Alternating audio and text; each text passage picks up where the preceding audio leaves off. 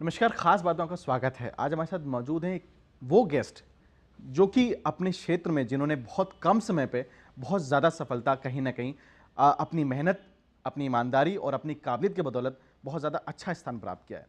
इस शो में अब तक के हमारे जितने भी गेस्ट थे, सबसे कम उम्र के ये गेस्ट हैं जिन्होंने अपने क्षेत्र में उत्तीर्ण और बल्कि बहुत अच्छे सक्सेसफुल रेट्स के चलते अपने ग्रुप को बहुत आगे बढ़ाया। जी, हमारे साथ मौजूद हैं इस समय तुषार कुमार जी, जो जीटीएम बिल्डर्स के चेयरमैन हैं। तुषार जी, आपका बहुत बहुत स्वागत है हमारे इस प्रोग्राम खास बात में। जैसा कि हमने दर्शकों को बड़ा आपके बारे में बड़ा डिटेल एक इंट्रोडक्शन दिया, आमतौर से हम अपने किसी गेस्ट के बारे में इतना इंट्रोडक्शन नहीं देते हैं। ये इसलिए नहीं क्योंकि जो है कि कोई आप परिचय के मोहताज है, लेकिन एक इतनी कम उम्र में जिस प्रकार से जो आपने अपना मुकाम पाया है, वो कैसे पाया है, वो दर्शकों को ज़रूर बताइए। कैसे पाया ये तो बहुत मैंने अपना करियर लगभग 18 साल की उम्र में स्टार्ट किया। दिल्ली में एक जगह है द्वारका, यहाँ से अपना करियर स्टार्ट किया। फिर गुड़गांव में बहुत काम किया, द्वारका काम किया, दिल्ली में काम किया और अब उत्तराखंड में काम कर रहे हैं। तो समय कम नहीं लगा, समय तो बहुत लगा, लेकिन हाँ अच्छा काम किया, बेहतर काम किया। सर, आपने जैसे बताया कि द्वारका से आपने शुरुआत की थी अपनी जो है, और जो रियल एस्टेट ग्रुप है आपका जीटीएम बिल्डर्स के नाम से आपने इस पूरे ग्रुप को स्टैब्लिश किया। द्वारका से लेकर के आज आपने कई प्रदेशों में उसका जो पूरा हर जगह आपने उसकी ब्रांचेस खोली हुई हैं, अपने ग्रुप्स को आपने बढ़ाया है। तो क्या सोच करके रियल एस्टेट में आप आए, और रियल एस्टेट में खासतौर से जहाँ इतना ज़बरदस्त कंपटीशन चल रहा है, आपने अपने आप को स्टैब्लिश किया, तो सोचा क्यों रियल एस्टेट के बारे में? जीटीएम बिल्डर को स्टैब्लिश करने के पीछे कारण क्या था और कैसे कर पाई, ये थोड़ा सा जरूर बताइए हमारे दर्शकों को। देखिए, जो हम किस तरह से काम करते हैं, हमारी कोशिश, हमारे ग्रुप की कोशिश ये होती है, मेरी कोशिश ये होती है कि हम उस जगह पे काम करें जहाँ पे रियल एस्टेट की ज़रूरत है।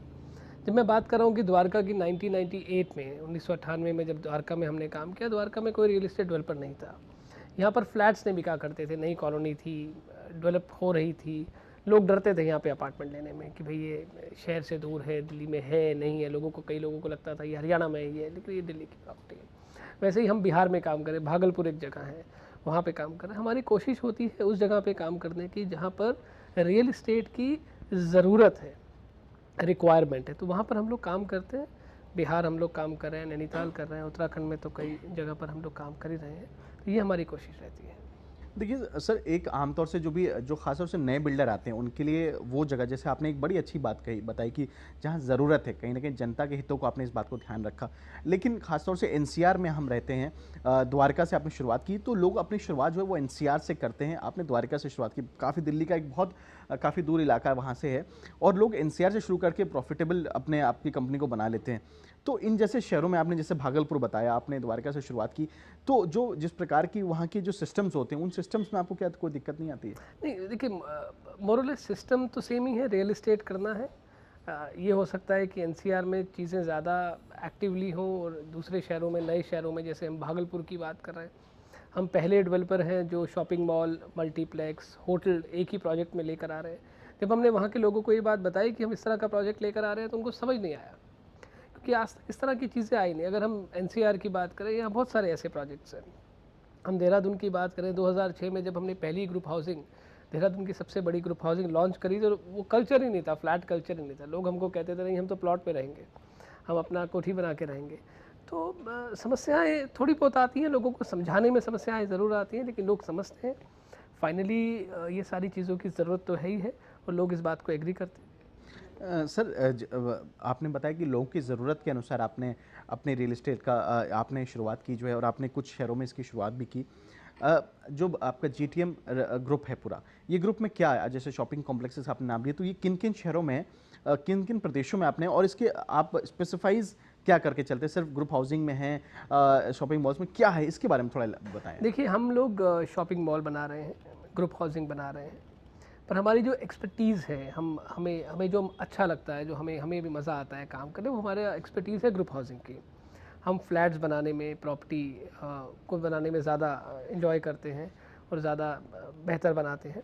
इसके अलावा प्लॉटिंग के भी कई प्रोजेक्ट्स हैं हमारे। सर ये आपने ख़ास तौर से जिन जिन शहरों में अपना ये काम शुरू किया है, अभी हाल ही में आपने हरभजन सिंह के साथ में उस अपना ब्रांड एम्बेसडर उसको अपने साथ उसको जोड़ा है और आपने उत्तराखंड में प्रोजेक्ट अपने लॉन्चेस।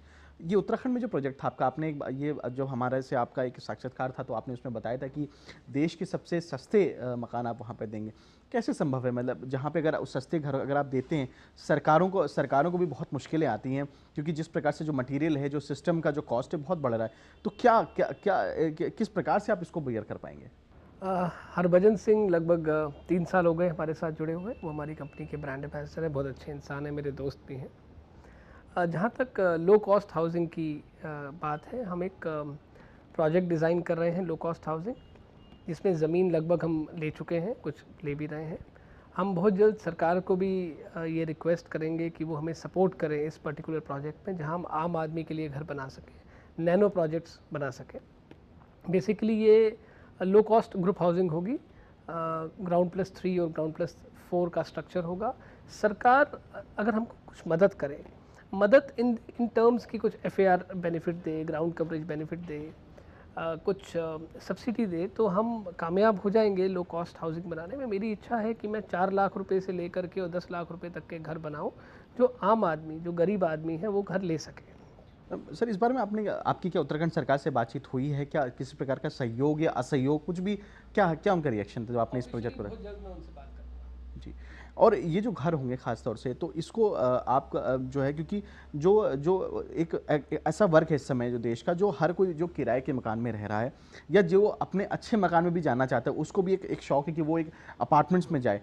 तो ये कैसे, क्योंकि जिस प्रकार से जो महंगाई बढ़ रही है, तो ये उसके लिए आप कैसे, क्या आप जो ऐसा तो नहीं कि कुछ मटेरियल के साथ में आप उसमें कोई समझौता करने जा रहे हैं? नहीं, देखिए, हम कंस्ट्रक्शन में तो कहीं भी समझौता नहीं करेंगे। मैंने आपको बोला कि मैं सरकार से कुछ बेनिफिट चाहूँगा, जैसे FAR बेनिफिट होगा, डेंसिटी बेनिफिट होगा।